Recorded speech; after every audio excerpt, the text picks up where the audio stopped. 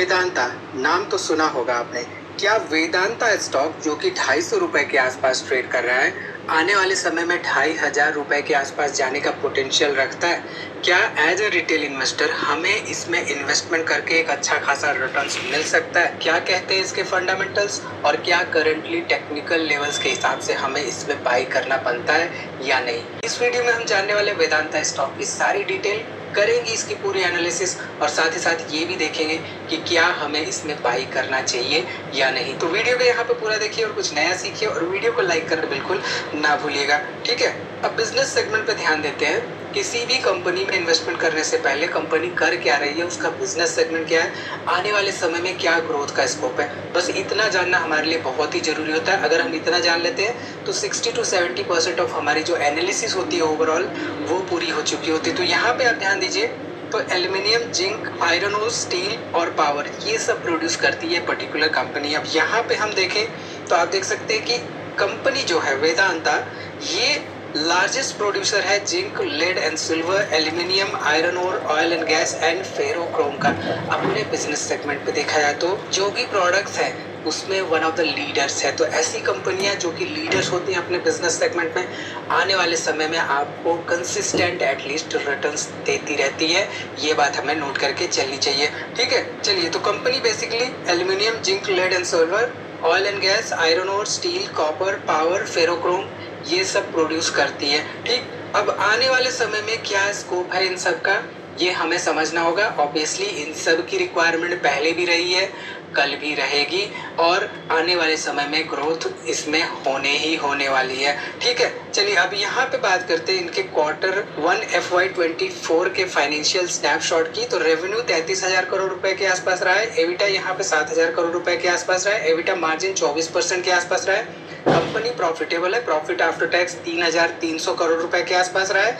ROC यहाँ पे 17% के आसपास देखने को मिल रहा है। इंपॉर्टेंट पॉइंट यहाँ पे देखिए, नेट डेट टू ईबिटा यहाँ पे 1.88x देखने को मिल रहा है, जो कि एक कंसर्निंग फिगर है। इसके बारे में हम आगे डिटेल में बात करेंगे। कंपनी के पास कैश यहाँ पे सरप्लस मात्रा में देखने को मिल रहा है, ठीक है। चलिए, फंडामेंटल्स डिस्कस कर लेते हैं डिटेल में, तो हमें समझ में आएगा कि कंपनी का फंडामेंटल्स वाकई में कैसा है। देखिए, कंपनी के फंडामेंटल्स अगर हमें पता होते हैं तो थोड़ी बहुत लोज एंड हाई को हम इग्नोर करते हुए लंबे समय के लिए उसमें इन्वेस्टमेंट करें तो हमें रिटर्न्स मिलने के चांसेस ज़्यादा रहते हैं। यहाँ पे ध्यान दीजिए, कंपनी कंसिस्टेंटली डिविडेंड प्रोवाइड कर रही है, 41% के आसपास डिविडेंड यील्ड है। यहाँ पे डिविडेंड बहुत ही बेहतरीन दे रही है, आगे हम इसके बारे में डिटेल में बात करेंगे।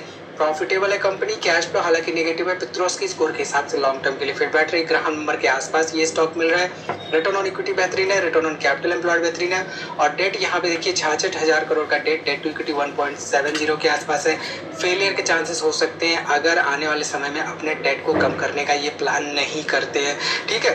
प्राइस टू अर्निंग रेशियो के हिसाब से और पीजी रेशियो के हिसाब से हम कह सकते हैं अंडर वैल्यूड है। हालांकि पीजी रेशियो के हिसाब से यहाँ पे स्टॉक ओवर वैल्यूड दिख रहा है, बट पी रेशियो के हिसाब से स्टॉक अंडर वैल्यूड है based on its current price, ठीक है। यहाँ पे फेस वैल्यू 1 का आने वाले समय में स्टॉक स्प्लिट नहीं हो सकता। तो फंडामेंटल्स हम देखें तो बहुत ही सॉलिड फंडामेंटल्स है, आरओई, आरओसी इसके बेहतरीन है, लेकिन आप ध्यान दीजिए तो डेट इसका बहुत ज़्यादा है। तो डेट यहाँ पे एक मेजर कंसर्निंग फैक्टर है ओवरऑल इन्वेस्टमेंट के पर्पज से, ठीक है। चलिए, अब यहाँ पे बात करते हैं इसके फाइनेंशियल हाइलाइट्स के बारे में। तो ध्यान दीजिए, जो टोटल रेवेन्यू है आपको ईयर ऑन ईयर ग्रोथ दिखा रहा है। हालांकि कभी किसी साल में आपको अप्स एंड डाउन्स देखने को मिलते हैं, बट ओवरऑल देखें तो आपको ईयर ऑन ईयर यहाँ पे रेवेन्यू में ग्रोथ देखने को मिल रही है, और ईयर ऑन ईयर आपको प्रॉफिटेबिलिटी में ग्रोथ देखने को मिल रहा है। यहाँ पे प्रॉफिट बिफोर टैक्स आप देखिए तो 2022 के मुकाबले कम होता हुआ नजर आया। 2023 में आप ध्यान दीजिए 32,000 करोड़ रुपए के आसपास प्रॉफिट बिफोर टैक्स था 2022 में, और यहाँ पे 2023 में 20,000 करोड़ रुपए के आसपास प्रॉफिट बिफोर टैक्स नजर आ रहा है। FY 2023 की बात हो रही है, 2023 तो अभी चल ही रहा है,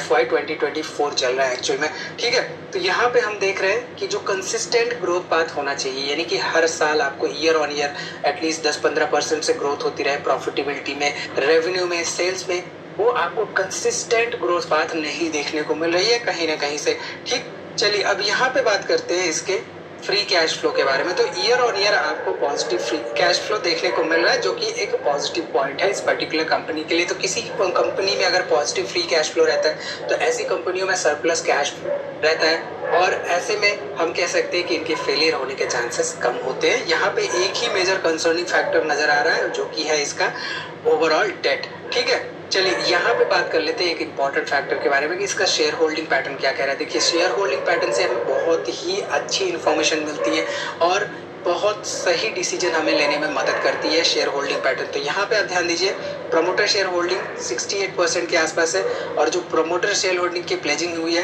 वो पूरी की पूरी 100% प्रमोटर शेयर होल्डिंग की प्लेजिंग हुई है। 14% यहाँ पे पब्लिक है और यहाँ पे आप देख सकते हैं करीब करीब 17-18% के आसपास आपको इंस्टीट्यूशनल शेयर होल्डिंग यानी कि क्वालिफाइड इन्वेस्टर्स का इन्वेस्टमेंट देखने को मिल रहा है। तो इस कंपनी में आपको क्वालिफाइड इन्वेस्टर्स देखने को मिल रहा है, लेकिन क्वालिफाइड इन्वेस्टर्स में म्यूचुअल फंड्स बहुत ही कम है। तो ये बात आपको ध्यान में देके चलनी चाहिए। ठीक, तो म्यूचुअल फंड्स आपको एक बहुत बड़ा हिंट दे रहे होते हैं कि कंपनी में इन्वेस्टमेंट करने से रिटर्न्स मिलने के चांसेस ज़्यादा होते हैं। अगर म्यूचुअल फंड्स इन्वेस्टेड रहते हैं और क्वालिफाइड इन्वेस्टर्स टोटल मिला के 15-20% से ज़्यादा रहते हैं तो ऐसे में बिना किसी एनालिसिस के हम इन्वेस्टमेंट कर सकते हैं। हालांकि एकमात्र डिसाइडिंग फैक्टर नहीं होता है। यहाँ पे मेजर कंसर्निंग फैक्टर ये निकल के आ रहा है कि 68% के आसपास जो प्रमोटर शेयर होल्डिंग है वो पूरी की पूरी प्लेज हो रखी है। तो यहाँ पे अगर किसी को इन्वेस्टमेंट करना है तो पहली बात तो इन्वेस्टमेंट करने से बचना चाहिए। अगर करना भी है तो यहाँ पे मॉनिटर करते रहना होगा अपने ओवरऑल इन्वेस्टमेंट के। नो डाउट फंडामेंटल्स बहुत ही स्ट्रांग है, नो डाउट आने वाले समय में आपको रिटर्न्स देती रहेगी। कैसे देती रहेगी आगे हम डिटेल में डिस्कस करेंगे, बट ये रिस्की स्टॉक हो सकता है ओवरऑल इन्वेस्टमेंट के पर्पज से बेस्ड ऑन दीज फैक्टर्स जो हमने नेगेटिव फैक्टर्स डिस्कस किए, शेयर होल्डिंग वाला और डेट वाला। ठीक, चलिए अब यहाँ पे ध्यान देते हैं इसके डिविडेंड इन्फॉर्मेशन पर। देखिए, हमने देखा company consistently dividend pay out कर रही है और डिविडेंड यील्ड 40% के आसपास निकल के आ रहा है इसका, यानी कि हर 1000 रुपए पे 400 रुपए के आसपास हर साल ये डिविडेंड पे कर रहे हैं। अब ये पे कर रहे का मतलब ये नहीं कि पिछले साल भी इन्होंने 400 रुपए पे किया था, इस साल भी 400 पे करेंगे, अगले साल भी 400 पे करेंगे। जैसा कि हमने देखा इसके सेल्स में थोड़ी बहुत आपको डिक्लाइन देखने को मिलती है ईयर ऑन ईयर, इसके ओवरऑल प्रॉफिटेबिलिटी में थोड़ी बहुत डिक्लाइन देखने को मिलती है ईयर ऑन ईयर। तो हो सकता है कि किसी साल डिविडेंड कम हो सकता है किसी साल डिविडेंड ज़्यादा हो। यहाँ पे पिछले साल के हिसाब से जो डिविडेंड यील्ड निकल के आ रहा है वो 40% के आसपास निकल के आ रहा है। अब यहाँ पे क्लियर कट 1 लाख पे 40,000 यहाँ पे हम हर साल डिविडेंड के फॉर्म में कमा सकते हैं। तो आप देख सकते हैं कि कितना बड़ा पोटेंशियल है।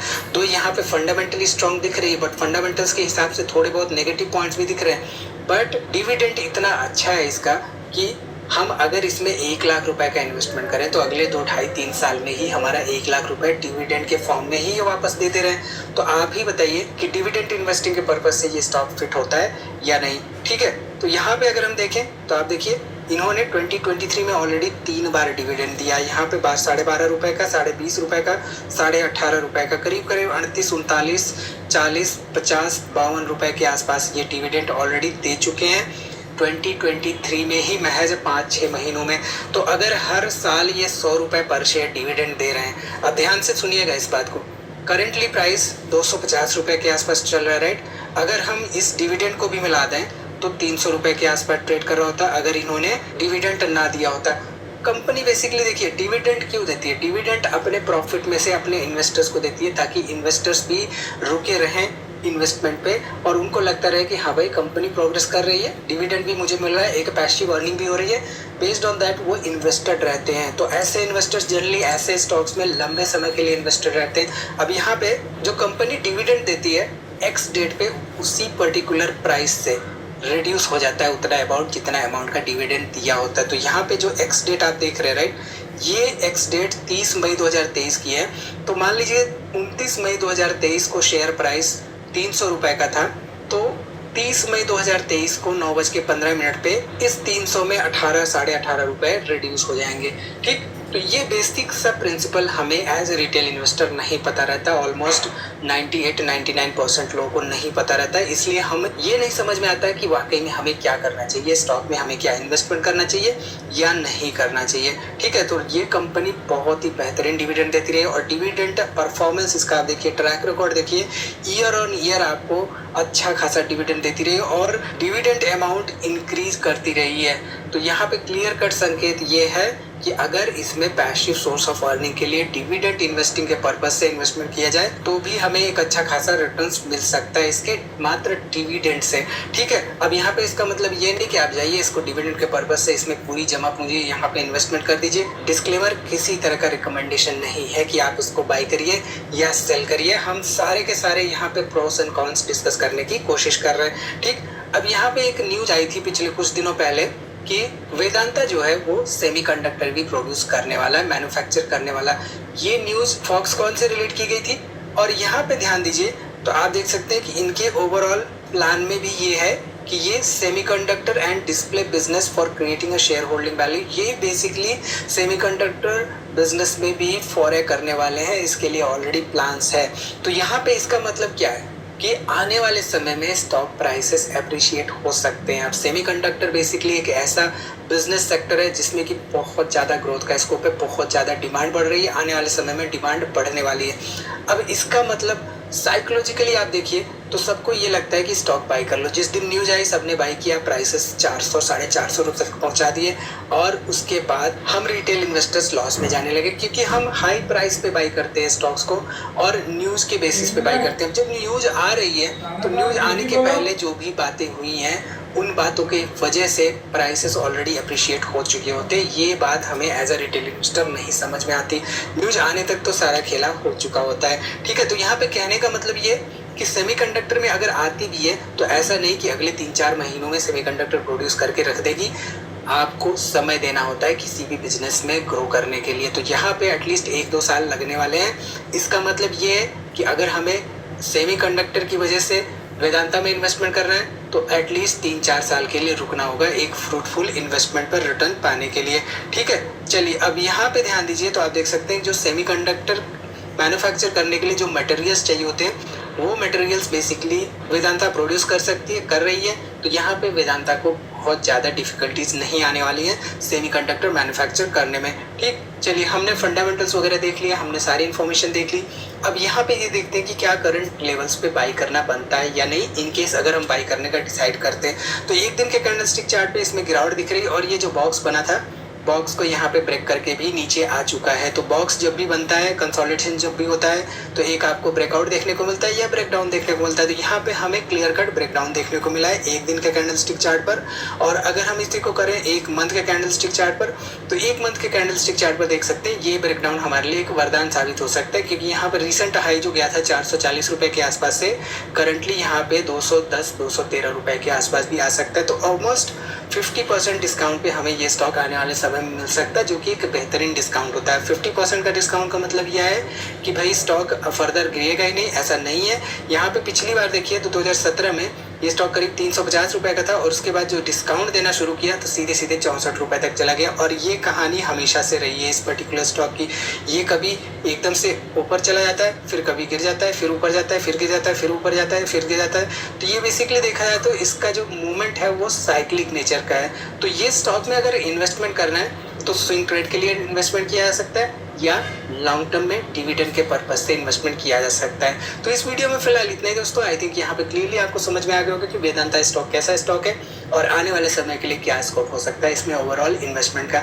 तो वीडियो को लाइक करना ना भूलिए, कोई भी सवाल तो कमेंट जरूर करिए और वीडियो को अपने दोस्तों में शेयर करिए। और दोस्तों यहाँ पे डिस्क्लेमर की किसी तरह का रिकमेंडेशन नहीं कि आप ब्लाइंडली हमारे द्वारा डिस्कस किए गए स्टॉक्स में इन्वेस्टमेंट करिए। हम आप लोगों के लिए इन्फॉर्मेशन लाते ताकि आप सीख सकें और एक प्रॉफिटेबल इन्वेस्टर बन सकें स्टॉक मार्केट में।